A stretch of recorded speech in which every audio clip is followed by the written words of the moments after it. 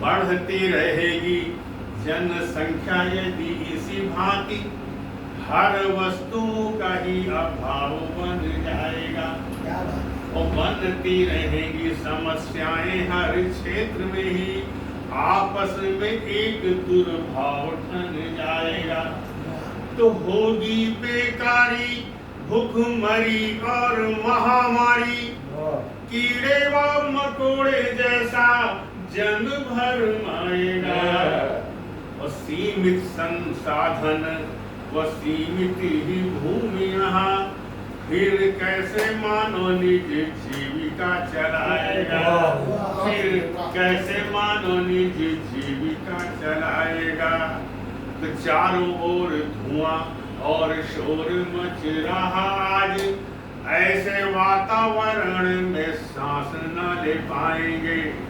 और पीने का भी जल आज इतना प्रदूषित है, औषधालयों में सब रोगी ही दिखाएंगे। तो कटते रहेंगे यदि इसी भांति हरे वन, भूमि होगी बंजर वो जीव कुलाएंगे।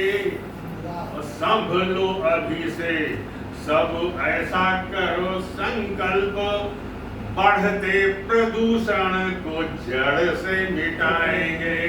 बढ़ते प्रदूषण को जड़ से मिटाएंगे।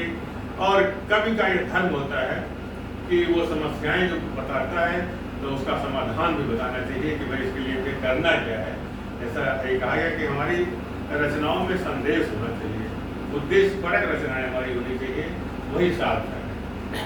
और इसीलिए जैसे देश सेवी कहा जाता है, वैसे समाज सेवी, वैसे साहित्य सेवी भी उसी श्रेणी में आता है कि उस साहित्य के माध्यम से बहुत कुछ प्रदान करता है समाज को। इसीलिए कवियों को सिरमौर कहा गया है।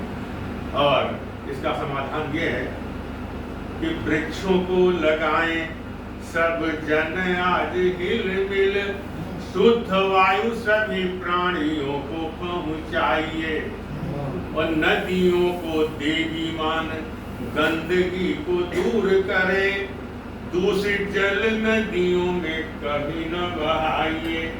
जहाँ शहरों के बाहर नदियाँ नहीं है क्या, वहाँ वो कचरा और नाला सब नहीं जाता है। हमारे लखनऊ जहाँ जहाँ चाहे गंगा जी हो चाहे गोमती हो, तो सब गंदगी उसी में बहाई जाती है। ये कहाँ जाए, उसका कोई निदान नहीं रह सकता है। तो नदियों को देवी मान गंदगी को दूर करे, दूषित जल नदियों में कभी न बहाइए। तो दूर हो प्रदूषण समाज का सभी के लिए, इसीलिए वाहनों को तेज न चलाइए। अगर गाड़ी रफ्तार से चले तो एक्सीडेंट बहुत कुछ कम किया जा सकता है। जहाँ रफ्तार है वहाँ कंट्रोल है। इसीलिए गाड़ियों को तेज न चलाइए। और देश की समृद्धि हेतु परिवार सीमित हो, हरे भरे वृक्ष द्वार द्वार पे लगाइए। हरे भरे वृक्ष द्वार द्वार पे लगाइए। लेकिन इन सब चीजों का समाधान होगा, हमें हमेशा आशावादी रहना है। कभी आशावादी रहता है और बताता है कि आगे समय अच्छा आएगा। इस पर एक रचना में सुना रहा हूँ कि तप रही धूप नीले अंबर के आंगन में, आशा है कि एक दिन मेघ फिर छाएंगे। और फिर निज मुख को जो दूर हो रहे हैं आज, वही लोग एक दिन तेरे गुण गाएंगे। तो विजय विभूति अभी दूर है हजारों मील, होगी अति निकट तो ध्वज फहराएंगे।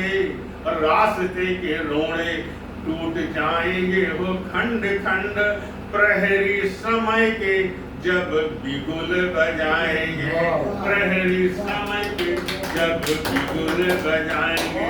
और एक मुक्ता के साथ मैं आभार समाप्त करूंगा कि शून्य का भान न होने देंगे, सांस सुनसान न होने देंगे, पाल ही लेंगे कोई दर्द नया, दिल को वीरान न होने देंगे।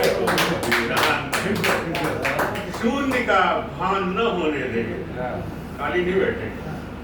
चाहे इतनी उम्र हो जाए से यही शून्य का भान न होने देंगे, सांस सुनसान न होने देंगे, पाल ही लेंगे कोई दर्द नया, दिल को वीरान न होने देंगे। और इसी के साथ मैं परम आदरणीय इस संस्था के संस्थापक अध्यक्ष जो वर्षों से साहित्य सेवा, समाज सेवा, शिक्षा सेवा कर रहे हैं, उनका आह्वान कर रहा हूँ जो अपना कार्यभार बैठ गई पड़ गई। हाँ बैठ गई।